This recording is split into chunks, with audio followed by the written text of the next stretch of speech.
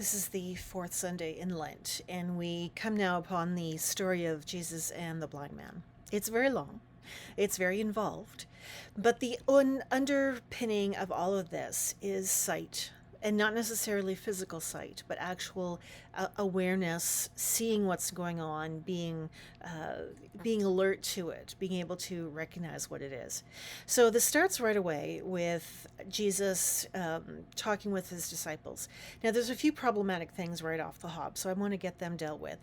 The first is that his disciples automatically assume that this man has been born into sin. Either he sinned or his parents sinned, and that's why he's blind. Jesus nuffs that right off the top, said, no, this is not about someone sinning. And it really speaks to a broader issue we have in North America and the cultural way Christianity is presented, where there's this assumption that if something bad happens, that it's a form of punishment. There is nothing in the Bible. There is nothing in our belief in God. There is nothing in God's goodness that is going to suggest that we're punished by something our parents did or something we did. That is not how life works. That's not how God works. And it's one of my biggest bugaboos when I'm watching television. This used to drive me crazy when I used to watch soap operas.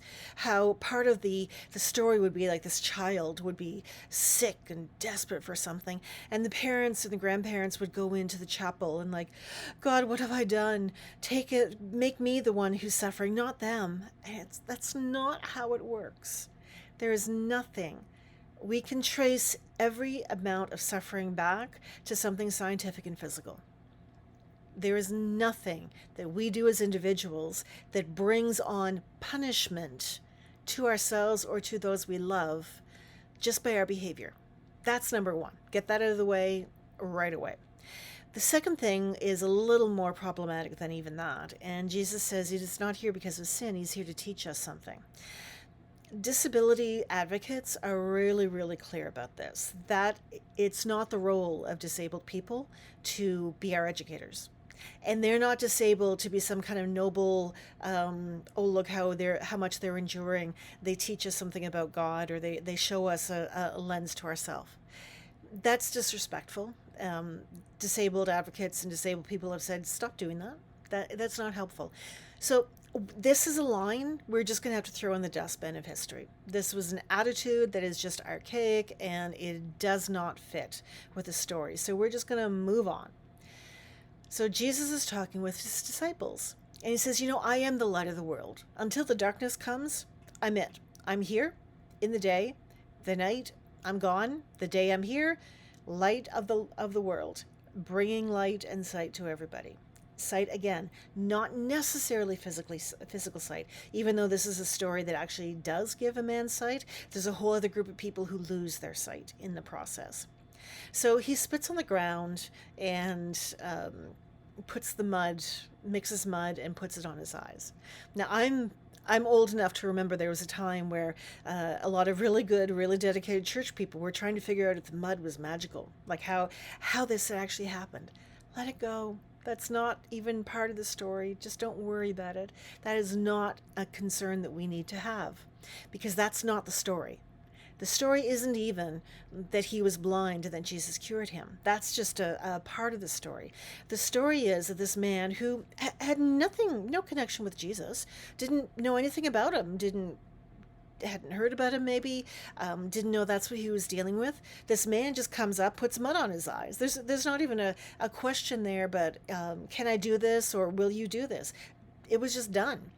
And Jesus then said, go wash in the pool of Siloam. Now, the pool of Siloam was reputed to be a therapeutic place. So it wouldn't have surprised him at all to be told to do that. The mud, I can imagine that was a bit of a surprise. But he went and washed. And then his sight was restored. He came back to Jesus absolutely amazed. And Jesus said, go show yourself to the temple. Well, he did. And he told them, a man did this for me. Again, he doesn't know who this is. A man did this for me. And the first thing the temple authorities say is, who could have done this and why on the Sabbath? It is a sin to do things on the Sabbath. And the guy's like, a miracle just happened. I'm able to see for the first time in my life. And you are worried about laws, human laws.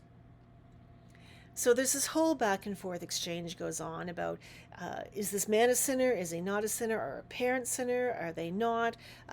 Who's Jesus? Is he a sinner? Sinning in that period in time, of course, is not the way that modernity has interpreted the word. Sinning is a breakage from God and a breakage from people in community. And as far as the ancient Hebrews were concerned, it was the breaking of people in community that was the biggest deal. So when we talk about sin, we're talking about you're either not in proper relationship with God or you're not in proper relationship with each other. This instance, we can kind of read between the lines, and they're focusing on the relationship with God, not the relationship with each other. And they're constantly kind of coming back in this circular argument. Well, if he's done this on the Sabbath and you don't know who he is, he must be a sinner. But if he's a sinner, how can he be open to God's word? And if he's open to God's word, why was he doing it on the Sabbath? And he goes around and around and around. And finally, the parents of this man are brought in. Like, is this your son? Yes. Is he born blind? He was. Now he can see. We don't know how. Well, how did this go on? We don't know. Ask him. He's of age. And it goes around and around and around. The point of this story and the end where the man is thrown out of town and he comes back to Jesus, and Jesus and tells him who he is, what it's all about, and the man immediately worships. Now, again, worship is showing incredible respect and honor. It's not going through songs and praising and genuflecting and all the other stuff that we do today. So he goes through this process of showing respect to Jesus. At the end, the man who started blind can see. He came back to Jesus. He understood, he learned, he started following Jesus. But those who were in the temple, those who Jesus usually had no time for, no use for, always getting it wrong, always Jesus was saying, look, you're the people educated in this stuff. Why are you not getting this? And that was the line he gave to Nicodemus just a couple of weeks ago. The temple leadership was so stuck in their own version of how someone had to be faithful that they had intentionally blinded themselves. The whole idea in this was showing that strict adherence to rigid assumptions, rigid behaviors, a rigid understanding of faith is not going to get you where you want to be, which is close to Jesus, which is close to understanding the lessons that God brought us, the openness, the community, the serving each other, taking care of each other.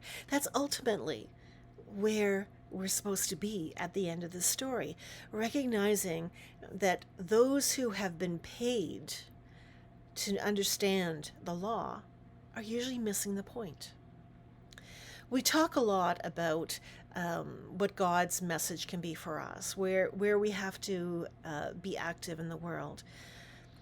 But when we are so limited in our imagination that we have to do this prayer at this time and have this meal at this time and have to avoid this at this juncture and have to only do this at this period, that limits the movement of the Spirit through us. It creates in us a religiosity, in fact, where we've got permission through that, but we now start to judge each other and to hold ourselves to standards that are not even that they're high, it's that they're so far removed from anything that Jesus taught us. There's absolutely nothing in the faith, nothing in the Bible, nothing in the gospel that tells us to be this restrictive. We're to rejoice when something fantastic happens. It's not, why didn't it happen to me? It's not, you're not following the rules. It's, wow, this happened. That is so fantastic. Tell me more about it. What is going on for you? Do you understand anything of what happened? Or what can you put together about it?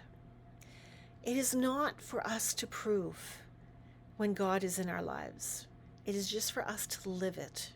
And through that living it, through that openness, we start to be the light for someone else. When Jesus said, I am the light of the world, it's not that Jesus was going to pop up here, there, and everywhere.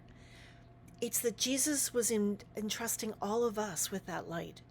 when we understand, when we worship God, when we worship the understanding of the gentleness, of the responsibility that we have, when we truly integrate that and realize that incredible things are happening in our lives, even if other people can't see it.